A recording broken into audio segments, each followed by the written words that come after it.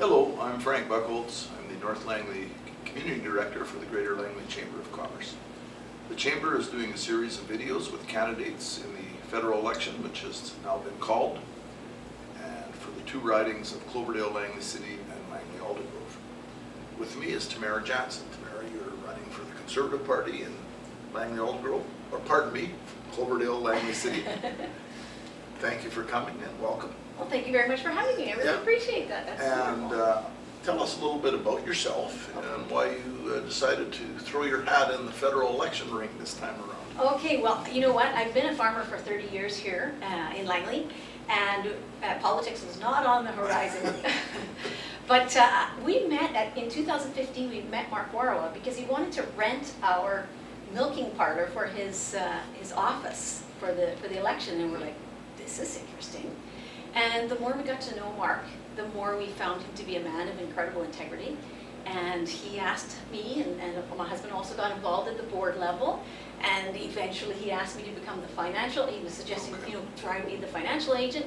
So that all worked out. And you know what, things happened, and I thought, you know what, this is really important. We need good people that have lives that, make this work. I'm retired, my son took over the farm. And we got involved. These are very important times right now, and that's what got me in. Okay, very good. Well, I know that I first met you when we had some discussions about the small business tax, which was proposed by Finance Minister Bill Morneau. Right. And there was a series of community meetings, and you were at some of those meetings. You were one that I was there on behalf of the chamber. Right. And you had some real concerns about that. The government did make changes. The chamber and others like yourself lobbied hard for some changes, and I'd like to ask you, what do you think about small business taxation now with those changes, and what can be done differently that might make it better? Okay, so I think my biggest concern at that time was the way that Liberals look at small business. They have this notion in their head that a small business is someone who is a tax cheat. For some reason, you can't see past that. So some of the changes that they were putting in place or suggesting kind of revealed that. So for instance, at that very time, we were busy selling our farm to our son. Yep. And one of the new change proposals was that should we sell to our son, we would be charged something in the realm of like 85% tax. Whereas if we sold to a foreign entity, we would be paying 50% tax or something to this effect. And so to me, that reveals that the idea of if a father is selling to a son, there's some cheating going on. I mean, as if it isn't hard enough to get a son to take over the farm. Yeah. They gave us a tax disincentive to sell it to him. So I found that really disturbing. I thought it was really, with that perspective in mind, if you're looking at taxpayers as cheats, I think you're looking at Canadians and, especially in our riding, you're looking at them from the wrong perspective. I think if government can recognize that small business, entrepreneurs and job creators that live in our riding need to be supported. They need to be actually encouraged so that they do create jobs right here in Cloverdale Langley City, where I'm not worried about jobs in Montreal. Let somebody else figure that out. We want them to be encouraged right here. Now, you've been in the farming business, and something we've heard from our members is some of the challenges in getting enough employees. Right. Because we are at a time of low unemployment, and there's a lot of jobs out there. And the temporary foreign worker program has been one thing that a number of farmers have used in Langley and in Surrey to get the help. Correct. And we've heard concerns that it's taking a long time to get that sorted out. There's a lot of red tape and other things. Is there something that a Conservative government would do differently, or that you would do as MP to push that issue forward? Well, I think any kind of bureaucracy and red tape for any business is something that we need to really work on. I think the Conservatives have made it clear that that's something they want to tackle. It's very difficult to find enough labor when it's harvest time. And so, it's been fantastic to be able to, first of all, reach out into our communities and try and find those people that are available on short notice like that.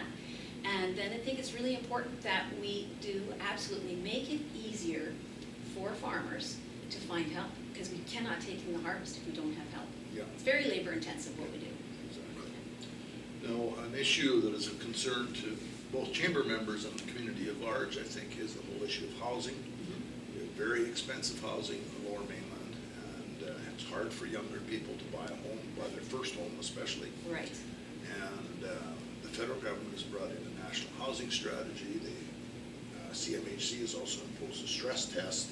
Right. All these issues are swirling around housing, and what can be done to make it easier for people to afford both buying a home and renting? Well, I think you mentioned it now already in the first question in regards to bureaucracy and red tape. Yep. I mean, if we, I'll give you an example. We were trying to figure out an office for our campaign, and we went to Surrey and we tried to get, see if it was possible just to bring in a trailer on wheels to a spot.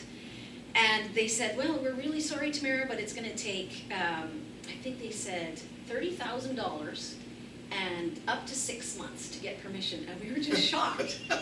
Like, how can you possibly, build houses if those are the kinds of things that's going on? So, again, the Conservatives are very concerned about red tape. They'd like to make sure that, that roadblock is removed. We need to make sure that we're actually making it possible for entrepreneurs, for houses to be built. So that, I think that's a really big, important part of it. And the other question I'd like to ask you, actually one other brief one right at the end, but the other question I'd like to ask you now is about transportation. Okay. Your riding, Fraser Highway runs through it, and SkyTrain has been proposed to run all the way to Langley City. It is going to go as far as Fleetwood with the funding that's in place, and I certainly think people in both Cloverdale and Langley are very interested in that SkyTrain line being completed, but it is going to take a lot of federal money for that to happen. Right. Is that something you're committed to finding funding for? You know what, we've been knocking on thousands of doors in the last year, and absolutely, transportation is absolutely huge. We're all sitting in cars waiting on the highway, trying to get to work. Yep. This carbon tax was imposed so that, we would change our behavior and use transit, and I was like, what transit? There's no transit to take. So we actually had Matt Genero came out and visited with us. He's the MP for the infrastructure critic. Okay. And also Blake Edwards came with us for another meeting. We met with Val Vandenbroek, we met with Doug McCallum and Mayor Froese, and we had a great discussion about, how can we better help the municipalities tackle these situations. I think this new Mayor's Council, having 21 mayors that have actually gotten together, come up with a plan, and gone to the federal government and said, look, we need to deal with this problem. I think that speaks volumes. This isn't just one isolated little municipality. It's a regional issue. Yeah, exactly. So from what I'm understanding, we're really going to tackle that issue. We need to make sure that people can, especially with how many people are moving into our riding, we need to be able to move people around. Okay, and the last question is a very brief one. Okay. Are you in support of the expansion of the Trans Mountain Pipeline? So for myself, I am, absolutely. I think that but now what I understand is the Conservatives are talking about a national corridor. So in order to, make it easier for pipeline infrastructure to actually increase, they want to make sure that, again, the red tape and the constant back and forth. So let's make a national corridor where oil and gas can move. So I think that's a great way of actually, ensuring that our natural resources, which make us the incredible country that we are, can actually get to market.